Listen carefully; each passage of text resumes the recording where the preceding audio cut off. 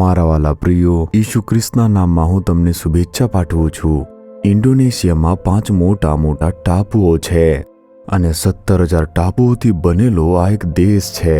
5 ટાપુઓમાંથી એકનું નામ છે સુમાત્રા। તે જે છે સુમાત્રા ટાપુ, તેના પર મેડન નામનું એક શહેર આવેલું છે। હું ત્યાં રસ્તા પર ઊભો છું ને તમારી સાથે વાત કરું છું। તેનું કારણ શું છે તમે જાણો છો? બોર્ડ પર લખ્યું છે ને, સલામત દાતાંગ ધી લિટલ ઇન્ડિયા એમ કરીને લખ્યું છે। વેલકમ ટુ લિટલ ઇન્ડિયા એનો અર્થ આ છે, આ પ્રદેશને લિટલ ઇન્ડિયા કહેવામાં આવે છે, એટલે કે એક નાનું ભારત। અહીં ઘણા બધા તમિલ લોકો રહે છે। મેડન એક એવું શહેર છે જ્યાં મોટા ભાગના ભારતીયો રહે છે। ડચ લોકોએ 350 વર્ષ સુધી અહીં શાસન કર્યું હતું। ત્યારે તેઓએ તમિલનાડુથી અનેક તમિલોને લાવ્યા હતા અને તેઓએ આ ક્ષેત્રોમાં કામ કર્યું હતું અને આ દેશની રચનામાં મહત્વનો ભાગ ભજવ્યો હતો।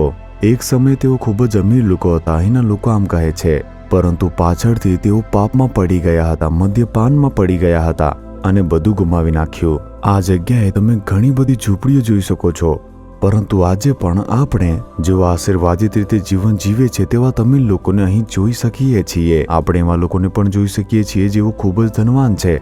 સારું, આ દિવસે પ્રભુ મને શું કહેવા માંગે છે જો આમ પૂછો તો ગીત શાસ્ત્ર 103ના બીજા વચનમાં જુઓ, હે મારા આત્મા યહોવાને સ્તુત્યમાન, તેમના સર્વ ઉપકારો તું ભૂલી ન જા। પ્રભુએ કરેલા સારા કાર્યોને આપણે ભૂલી ન જવું જોઈએ, આપણે તેમને યાદ રાખવું જોઈએ। તે મહત્વપૂર્ણ બાબત છે। જો તમે ઈશ્વરે કરેલી સારી બાબતોને યાદ કરીને તેમની સ્તુતિ કરો, તે સારા કાર્યો કરવાનું ચાલુ રાખશે। છેલ્લા સમયગાળામાં, છેલ્લા દિવસોમાં લોકો કૃતજ્ઞ બની જશે। વચન આવી રીતે કહે છે, આપણે એવું ન બનવું જોઈએ, આપણે પ્રભુને આભારી માનવું જોઈએ। આવી રીતે પ્રભુ કહે છે અને તેથી જ આપણે રોજબરોજ હે મારા આત્મા તું પ્રભુની સ્તુતિ કર, તેમના કરેલા ઉપકારોને કદી પણ ભૂલી ન જા એમ કહીને પ્રભુની સ્તુતિ કરવી જોઈએ।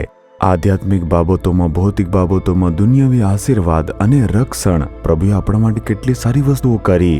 જેમ આપણે પ્રભુની સ્તુતિ કરતા રહીશું ત્યારે પ્રભુ આપણને જોશે કે મારા બાળકો આભારી છે, તેથી જ મારે તેમને આશીર્વાદ આપતા રહેવું જોઈએ। ચમત્કારો થવાનું ચાલુ રહેશે। જેઓ કૃતજ્ઞ છે તેઓને ઈશ્વર કેવી રીતે આશીર્વાદ આપશે? જો પ્રભુએ આપણને આપેલા આશીર્વાદ માટે કૃતજ્ઞ રહીશું તો પ્રભુ આપણને આશીર્વાદ ન આપશે। જ્યારે આપણે કોઈનું ભલું કરીએ છીએ, જો તે કૃતજ્ઞ રહેશે, શું આપણે મદદ કરીશું? એ માણસ તો કૃતજ્ઞ વર્તન કરે છે, તેને ટાળી નાખો, ખરું ને? પરંતુ આપણા પ્રભુ તે પ્રેમાળ છે, દયાળુ છે, તે આ બધું જોતા નથી, પરંતુ તેમ છતાં જ્યારે આપણે આભાર માનીશું તે આનંદિત થશે। જુઓ, તેમણે 10 રક્તપિત્તીઓને સાજા કર્યા, કેવળ એક જ પાછો આવે છે અને ઈશુને આભાર માને છે। પ્રભુ પૂછે છે, બાકીના 9 લોકો તે ક્યાં ગયા? શું 10 લોકો સાજા થયા ન હતા? માત્ર એક જ માણસ આભારી છે। શું પ્રભુએ પોતે આ કહ્યું નથી? તેથી તમારે કૃતજ્ઞ વર્તન ન કરવું જોઈએ। હે મારા આત્મા તું ઈશ્વરની સ્તુતિ કર, તેના ઉપકારોને કદી ભૂલી ન જાય એમ કહીને સ્તુતિ કરો, ઠીક છે? શું તેમની સ્તુતિ કરશો? પ્રભુ તમારા ઉપકારો માટે તમારી સ્તુતિ થાઓ। હે મારા આત્મા પ્રભુએ કરેલા સારા કાર્યોને ભૂલી ન જા, પૂરા હૃદયથી આભાર માન। હે પ્રભુ, તમારો ઘણો આભાર માનું છું, તમારી સ્તુતિ કરું છું પ્રભુ, ઈશુના નામમાં, આમેન, આમેન।